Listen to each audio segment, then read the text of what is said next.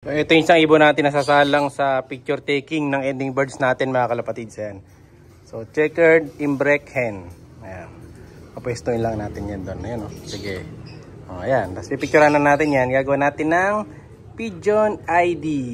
Siya si Idol madla, nakakahanga, may mga hawak, gandang linyada. Ika'y inspirasyon kung bakit hanggang ngayon ako'y palaging kumakarera. Ngayong araw mga kalapatids, ready na natin yung mga sasakay ko para sa second training doon sa BBC. So dalawa nga yung sinasakay natin dyan. Yung isa nandito, ayan. Pero ibabawas natin yung isa kasi butas-butas yung bagwis mga kalapatids. So bali ang matitira na lang na ilalaban natin is yung checkered. Hanapin natin. Hindi ako nagkakamali. Ito yun, tingnan nga natin. Basta yung isasakay natin mga kalapatids mamaya. Isa na lang dito sa likod, isa sa taas. Ito si Grisel mga kalapatids. So naiwan nga ito sa karera dahil nga medyo lugon-lugon siya. So ito papakita ko sa inyo. Ayan, oh. So ilalim ng bagwis niya, patubo pa lang. Pati dito sa kabila, ayan, oh. Yung mga laktaw pa yung bagwis niya. Tapos yung mukha niya, ayan, medyo ano pa eh, lugon-lugon pa. Kaya hindi natin siya sinakay. And then yung buntot niya, ito, yung buntot, medyo kulang-kulang pa buntot, no? So ngayong season na to, wala muna tayong panlaban sa pooling, no? Pag ano, donation muna gagawin natin ngayon. So mayroon tayong isang ibon dito. Kaso medyo butas-butas yung bagwis. So hanapin natin yun. Actually dalawa sila. Nung nakaraan nahuli lang yung isa. Pero ayun nga, kakancel na natin yung isa doon. So bali isa na lang. Hindi ko sure kung yung isa yung makakancel, no? So hindi pa tayo 100% sure. So hanapin ko ngayon yung isa. Check natin. Ito yata. Tingnan ko kung ito yun. May pula. 1, 2. Ito yata yun mga kalapatids. Ito. Check mo nga boy, pa-check natin kay Madlato. Ayan. Nahanap natin yung isa mga kalapatid kasi nung nakaraan nahirapan. Yan, kasalin yung isa. Ayan, pili natin. Pahanap ko sa kanya isa pa. No? So pipiliin natin. Kasi baka mamaya mawala lang eh. Sayang yung ibon. Oh, ito, kita nyo, medyo ano pa sa bagwis oh. Medyo malagkit-lagkit pa. Ayun yung isa. O tama. Tapos yung isa ko pa sinasakay mga kalapatids. Eh ending bird nga pala yun. Nakalimutan ko. Ayan. Papadala natin yung kay Boss Robert Yu. Ayan. So sabay lang sila halos umuwi. Ay di. Na-late pala ng uwi yung isa. No? So papadala na natin kay Boss Robert Yu. Kasi baka mamaya mawala pa yung ibon niya mga kalapatids. Pero nasakay ko sa training. Buti na lang first training. Ayan, nakauwi naman siya. So ito yung isa. So nanganganib pa to na mabawas. Check natin yung bagwis. So 1, 2, 3, 4, 5, 6, 7, 8. Okay, mahirapan ito. 8 lang pala bagwis. Ha? 8 lang. Puro lugon kasi. So ayan, yung mahaba kita nyo. 1, 2, 3, 4, 5, 6, 7. Sa kabila 8. Pang 9 ito, patubo pa lang. Yung isa nandito. So hindi ko nasasakay ito mga kalapatid. Hindi ko nasusugal. So bababawasang sasakay natin. So sasakay na lang natin sa taas niyan. Isa na lang. Sayang si Grisel, hindi umabot yung bagwis niya. Pero kung siguro next month pa yung karera, pwede. No? Tingnan natin, sana yung isang club mag-start na. Para doon mahahabol natin yung iba natin mga warriors. Pero pag tototos ko na to. So bali lahat ng white ring dito, ayan, kabatch nito, ayan. Yung mga white ring na to kasi mga kalapatids, mga ano na sila, 1 year old na lahat. Kaya dapat na silang ilaban. No? So baba na natin, natin siya. Paano natin? Yeah! Sige pa ba? Yun, no? Papakainin ni Madlato kasi yan ngayon. Medyo madilim na kaming magpatoka dito. Ito, nakatakas kanina to yung Grisel, eh, no? Laki ng Grisel na to. Ito nyo, haba ng katawan, no? Para siyang giraffe. Oh, ayan, mga kalapatids. Yung Grisel na to. Oh, ayan, malaki to. Ito yung dating binibenta ko. Buti na lang, hindi ko binenta. Kasi kung binenta ko to, laking hinayang ko din. Kasi ganda, oh. Ito nyo, laki ng katawan. So anak ni AJ to, saka ni Grisel. So titingnan natin ang potential na to. So baling Grisel na yan, saka si Grisel natin na Grisel Lawin ay, ito yung mga boy. Yan. Ito yung dalawa na to. Magnanay yan mga kalapatid, yung dalawa na yan. So anak niya, yan. Ay hindi, mag-ano sila, magkapatid. Halos mga kalapatid sa nanay. Kala ko magnanay eh. No? Yung nanay pala nito, yung white grizzle sa kabila. Ayan siya, no? Buti na lang, hindi ko binenta.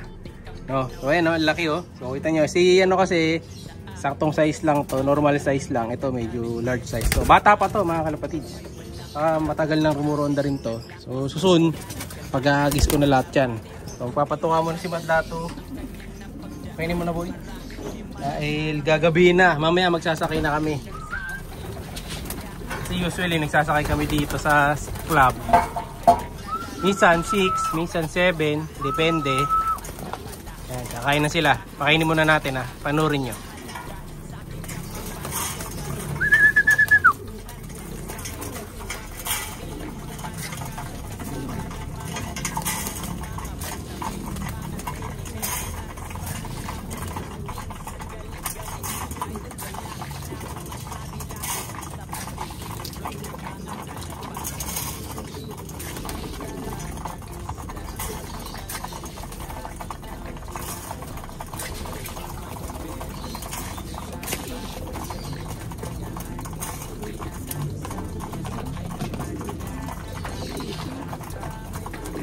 Ayan, magana silang lahat kumain. Ilan to? Ang dami na rin ito mga kalapatids. So pag natapos ng training natin dito, dahil wala na akong young birds, lahat ng ibon natin dito, pakain dito, magano na to. Magsasama na yung hen sa kabarako. Kasi nagtigil breeding na tayo, so wala na akong ibon dun sa kabila na ililipat dito. Puro sa taas na yata yun eh. So mauubos na. Na-stop na yung breeding, nagkaroon tayo ng 1 month interval. So yung mga nasa kabila na to, bukas yung naka-tape dito, pawawalan ko na para matapos na yung training, para maghiwalay na yung lalaki sa babae sa loop natin, no? Ayoko talaga na magkasama eh, kasi itlog sila ng itlog yung mga hen, kaya pinaghiwalay natin. Ayan, magkana naman kumain lahat ng mga to, kaso nga lang puro lugon, kaya wala tayong nalaban tuloy, no? Maging sa taas ganun din, puro lugon. So bukas yun naman papakita ko sa inyo yung mga kalapati natin sa taas. Kamustahin natin. Ayan. Kasi lagi tayo nagbablog talaga dito sa baba. Madalang ako mag-vlog sa taas. So, bukas doon naman tayo. Pakita ko yung kalagayan mga warriors natin doon. No? Yung tipler natin, hanggang ngayon, nandiyan pa rin. No? Ito yung dalawang tipler. Matibay. So, yung isang grizzle na yon kasama na sa tinotos ko yun eh. Ano, yung grizzle na yan. No? Kaso nga, na-cancel din kasi lugon din siya. Kita niyo mo ka, oh, lugon. Oh. So, hindi rin pwedeng isakay. Mawawala lang kasi mga kalapatids. So mangyayari sa atin yung nangyari dun sa nadagit natin na blue bar. Lugon tapos sinakay. So sabihin mahihirapan siya. So sayang lang yung ibon. Pwede naman sa susunod na season yan. Kagaya nung ginagawa natin kay grizzle.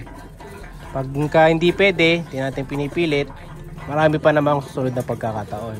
No? So ayan o, kain lang sila. So gutom pa. Depende kay Matdato kung bibigyan pa niya to. No, siya kasi yung nagmamanage dyan. No, siya na bahala dyan mga kalapatids. So bukas naman, papadala ko na yung mga yung mga ending birds natin na napanalunan niyo. Mga entry. Yan. Bigas yung pinto. Ay bumukas yung pinto. Yan. So bukas, Merkulis, papadala ko yung mga ending birds. So red check, yung napicture natin kanina. So may kasabay yan na ayun nga, yung blue bar na sinasakay natin, na ending bird pala, limutan ko na. Tapos may isa pa siya na panalunan, dalawa yun, na puti. So dalawa para kay Boss Robert Yu, tapos yung pula, tapos yung blue bar na barako, tapos ito pa, papadala ko nito. Ayun mga kalapatids, yung natin, yung target natin. Ayan, tapos yung give bird pa, na dalawa. Ayun, yung pula, saka yung saan po ba yung isa? Saka white. So 1, 2, ang dami, 1, 2, 4 ang pagdadala ng rider natin. 5, pati yung manok. So sana mapanood ko nung pagbibigyan ko ng Serama para ma-chat mo ako kasi nakalimutan ko na yung pangalan niya. Para masabay nating padala sa iyo, idol.